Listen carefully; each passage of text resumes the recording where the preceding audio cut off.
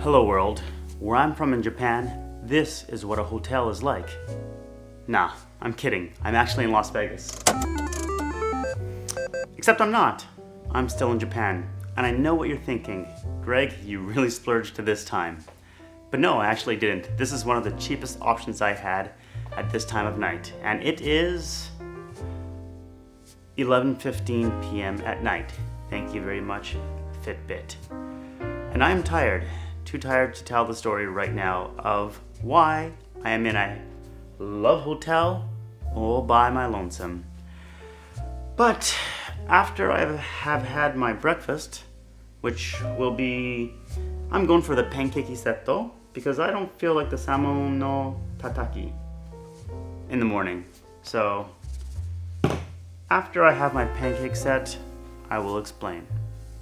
Good night.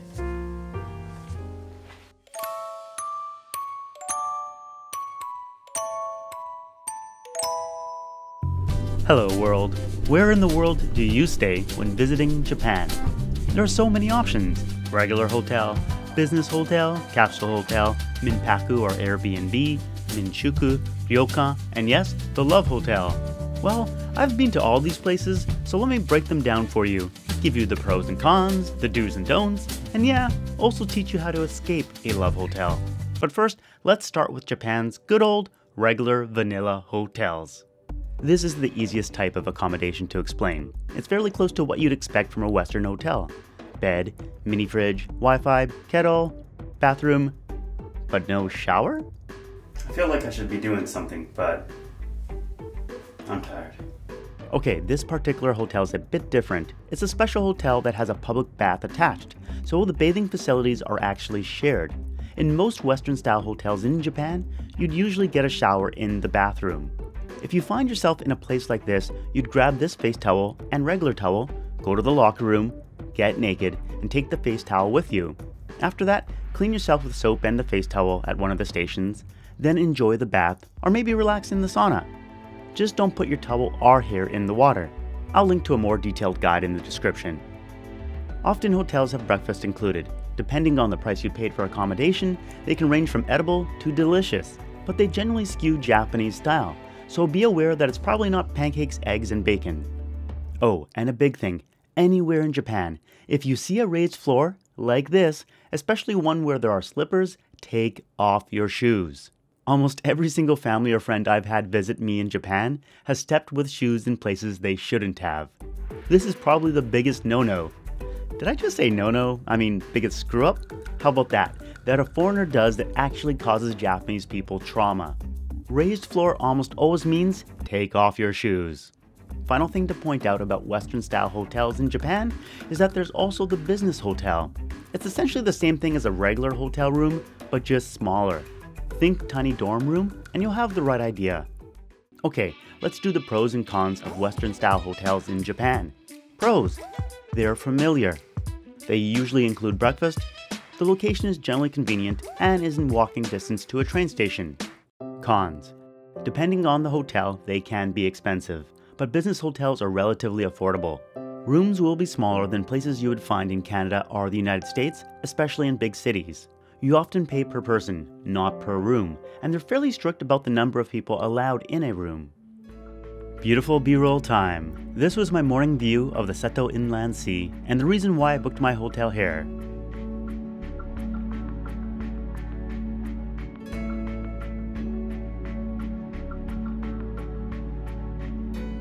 Now on to capsule hotels.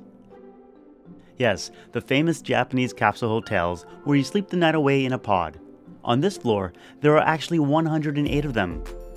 They're fairly basic: a radio, TV, light, mirror, and of course, a bed. There are screens you can pull down for privacy, but that's about it. Except it isn't. There are a bunch of common areas included. You have a hangout room, and behind it relaxation chairs. An eating area with a kitchen. So this capsule hotel will come with breakfast. You can even get beer and ice cream. A massage corner, yay! There's also a work corner, boo.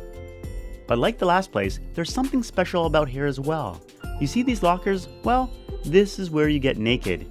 Because yes, this is a spa and capsule hotel combined. I was allowed to film everywhere but the public bath and sauna part, but this is what it looks like from the picture.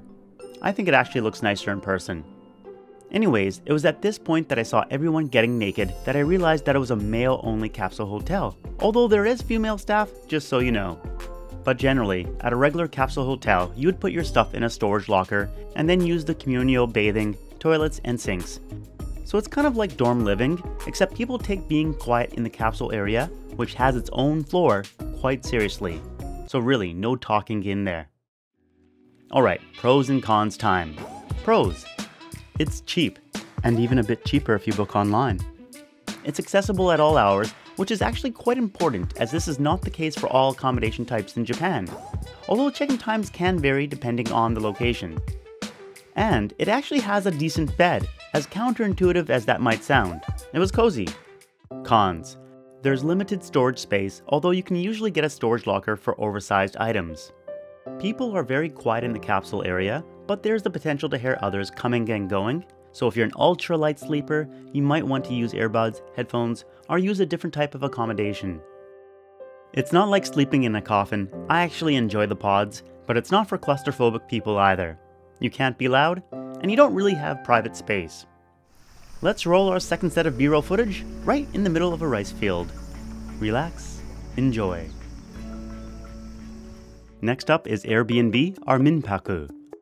A minpaku is basically someone's home that is not run as a hotel business, so no check-in desk, no fire safety equipment, and so on. A minshuku, on the other hand, is run as a hotel business, but they can still look very much like a traditional Japanese home. I'll explain more in the minshuku section. This is an Airbnb we stayed at, and it's an old Japanese home that was converted into a daycare center and then into an Airbnb place. This is why you get this cute little toilet. The real adult-sized toilet is behind. This one came with an old-school tub in the bathing room, but the kitchen looked like what you'd find in a basic apartment. I really like these exterior hallways. All along it has these lovely sliding doors, although they are quite loud. The sleeping rooms were nice. You get tatami mats and you sleep right on the ground with the supplied futons.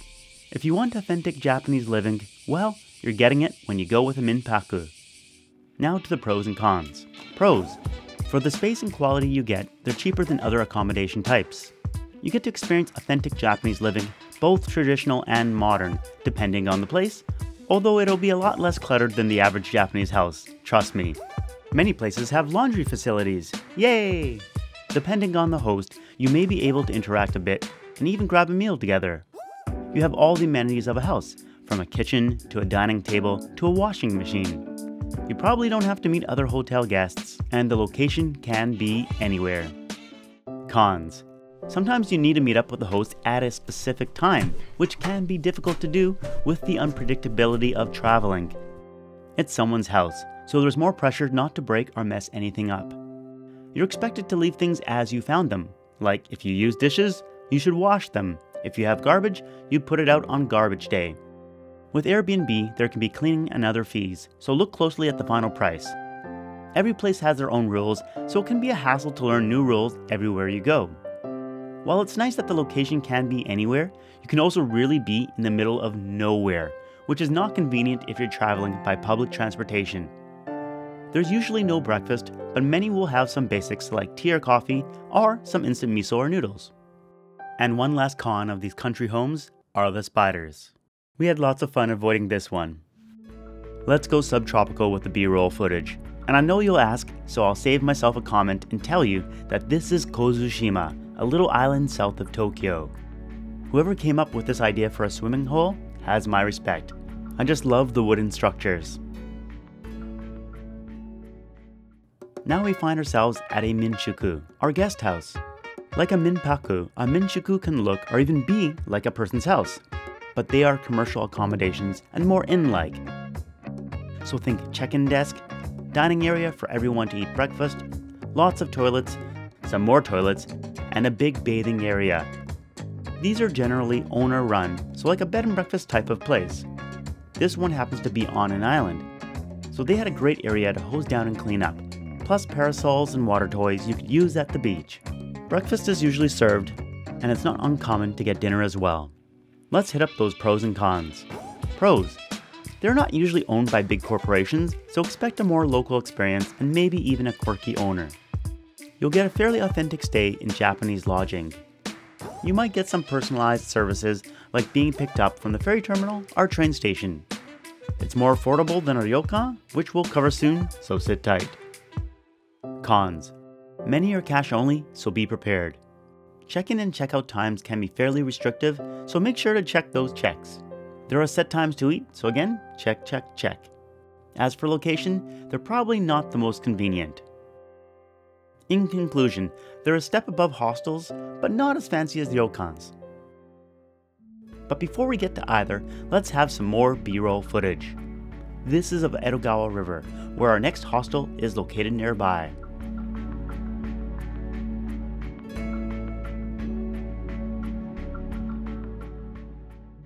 This is a unique place called Shibamata Futen.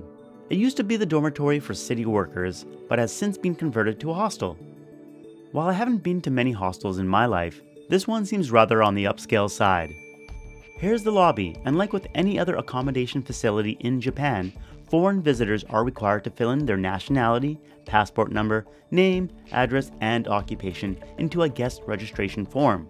They'll also need to show their passport so that a photocopy can be taken. It's the law for all accommodations in Japan. Because this is a former dormitory and it's newly renovated, it's unique in what you'll find.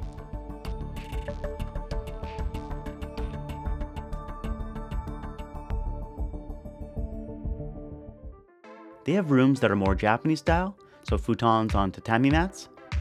Some quasi-Japanese, so futons on raised tatami mats. Again, you see the boundary, so don't bring in your shoes. However, they have a whole western section in this place, so in these rooms, walking in with shoes is a-okay. All the rooms are hostel rooms, so no frills. It's just a room, a bed, and that's about it. But like the capsule hotels, there's lots of shared spaces. In this one there's a meeting room, although I don't think you'll be hanging out here. There's a hangout room, although they may have said this was the library, but I can't remember. And there's a very spacious and well-equipped kitchen and dining area. It's quite nice. Something that is quite convenient and affordable is the laundry room. 200 yen to wash, 100 yen to dry. They have shower facilities, but not baths, which is quite rare for Japanese accommodations. Although I don't know what's the norm for hostels in Japan. The sink room looks just fine, and the toilets, they're the latest, so no worries on this front. One great thing I noticed is that they have a full-on barrier-free bathroom, top notch. And down the hall, they have a barrier-free room with 2 beds, and while I didn't film it as it was being cleaned, there's a bathing room specially designed for wheelchair access. You can also rent wheels, bike wheels that is, so that you can tour around like a local. How about some pros and cons? Pros. It's a good place for solo travelers, although they do have rooms that can sleep multiple people, and multiple rooms, so it may not be a bad place for couples or small groups. In fact, with this particular place, you could totally make good use of all the facilities if you had a big group. It's good for people who want to meet up and interact with like-minded individuals. It is a hostel after all. And the last pro is that it's a hostel, so it's usually the cheapest type of accommodation you'll find. Cons. Locations of hostels are normally not as prime as hotels. They're not as quiet and calm as capsule hotels, even though it's a similar dormitory style. If you're in a bunk bed room, then you'll have even less privacy than a capsule hotel. I should note though that this particular hostel has only private rooms at the moment, so you'll have no problems with privacy here. But they do have plans to build a bunk bed room, which will be a shared room. Now on to the creme de la creme of Japanese accommodations, the Ryokan. However, first, let's enjoy this scenic river setting.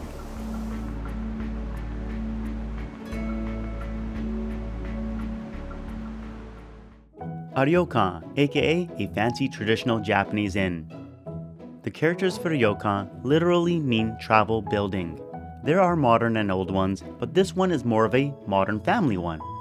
You have all the typical things like a genkan where you take off your shoes, a sliding door, and futons on the ground. This low table on the tatami mat has zabuton, or sitting cushions, which are on zaisu, or sitting chairs. To the left is the oshire, which is a closet where other futons are stored. Or is it futons? Futon? I keep on mixing my pronunciation, so just live with it. Anyways, during dinner, the staff pushed the tables aside and placed down the futons for our children. Then there's this nice sitting area, separated by the shoji screen door. Here we find the yukata, which I encourage you to wear around the ryokan, both inside and outside of your room, but please do wear your underwear underneath. When you go to a ryokan, it's your destination, not your jumping off point. So expect to relax in the hot springs, eat hearty meals, and enjoy your time. For a relaxing time, make it ryokan time. This was a family type of ryokan, so it had buffet-style eating in the dining hall, but the fancier ones will bring meals to your room. Here's what a non-buffet meal would look like. Although this was in a dining hall, not in our room. When you see pictures of a nice hot spring overlooking a river stream, well, there's a good chance that you're looking at a ryokan's hot springs. The good news is that although ryokans are expensive, some of them will open the doors to the public during certain hours and you can jump into their water at a very reasonable price. Think maybe 1,000 yen or so, which is like 10 bucks. Okay, let's get to the pros and cons. Pros. This is relaxing it up Japanese style. They often provide nice dinners and breakfasts, and in fact, this can be a big factor in where people choose to stay. The more modern facilities will have game rooms, karaoke or karaoke, and even swimming pools. They're all-in-one entertainment facilities. They're usually located in picturesque places in small towns. Cons. Eating times can be quite limited, so they're not places where you show up whenever. Like this place. They're usually on the pricier side and they almost always, with the exception of very young ones, charge by the head, so it can add up for a large family. They're not good for quick stops, but are more for people who want to stay there and enjoy the experience. I'll just repeat this again, they're not jumping off points for adventures, they are the destination. Now on to the dessert, the Love Hotel, although not without another relaxing B-roll transition.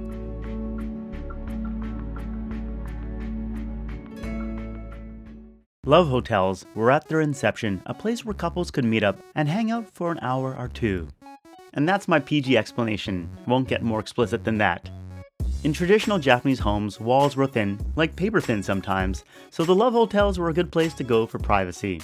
However, in recent times, I've discovered that some of them are going mainstream, and I was surprised to even find them on booking.com. Yep, you can book them online like any other hotel. Not sponsored, by the way. If they're being straightforward, they'll say adult only, but I happened to book one that didn't say adult only by accident. I should have known by the look of the room, but oh well. While love hotels are mostly used for quick rests, they also have a stay option. Perhaps surprisingly, staying overnight at a love hotel is relatively affordable. The best way I can describe a love hotel is to get you to think about what a themed hotel room in Las Vegas might look like, but with a few quirks, which we'll get to with the pros and cons. Pros. You can check in at any time of the day. Nice. It's even priced according to peak demand times, so that's why the overnight stay isn't so pricey. Unlike other types of accommodations, you pay per room, not per person, although it's normally expected that there will only be 2 people.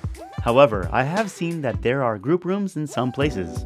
In any case, I'd check about occupancy limits to avoid any potential issues. There are a lot of amenities, and even some I won't show you. PG, remember? On the surface, all seems quite clean, and for what you pay, you'll get a spacious and well-equipped room. That was unintentional, but I just realized what I said. Cons. In regular accommodations, you're usually allowed to drop off your luggage in advance, but because these are love hotels, I don't believe luggage drop-off is possible. But who knows, things be a-changing. And as far as I know, most people don't book in advance, you just show up. So this can be a pro in certain situations, I suppose, but it could be a con if you're trying to plan things out. Generally, when you enter a love hotel, there's a board or screen that you choose your room from. Although I know some chains have online booking, so the not being able to book in advance thing may be only for old school places. The location might be really odd, but it depends on the city. Usually there are no windows or balconies, and if they do have them, it's not a good view. You might get locked in. Testing, 1, 2. Okay.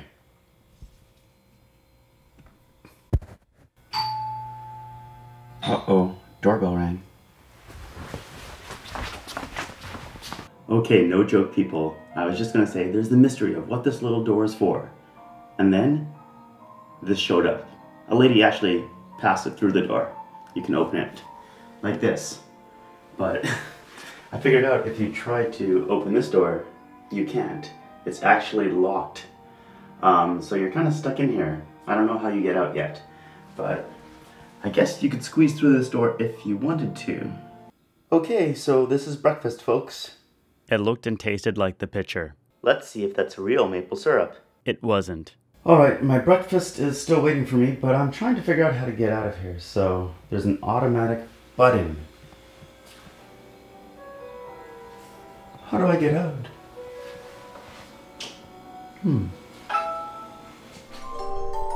Okay guys, no joke. I have this card. I think I'm supposed to put it into a machine. Here's the TV inexplicably playing Christmas music? There's a charge check here, so let's... Oh wow, look at that discount I got. Woohoo! Alright, crucial update. This card needs to go in the Seisanki, which is the settlement machine. And I was looking all over the room for it, and I could not find it. And the reason is it's on the first floor. And I was trying to find it because the door, as I showed before, was locked. You cannot get out at nighttime. But I guess in the morning they allow you out. So I'm going to try to open the handle and see if I can get out of here and, well, escape.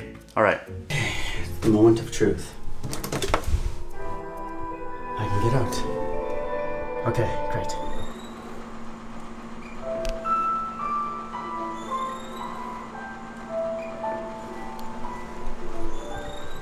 By the way, I used this machine to pay, and then this door opened up so I could make my escape.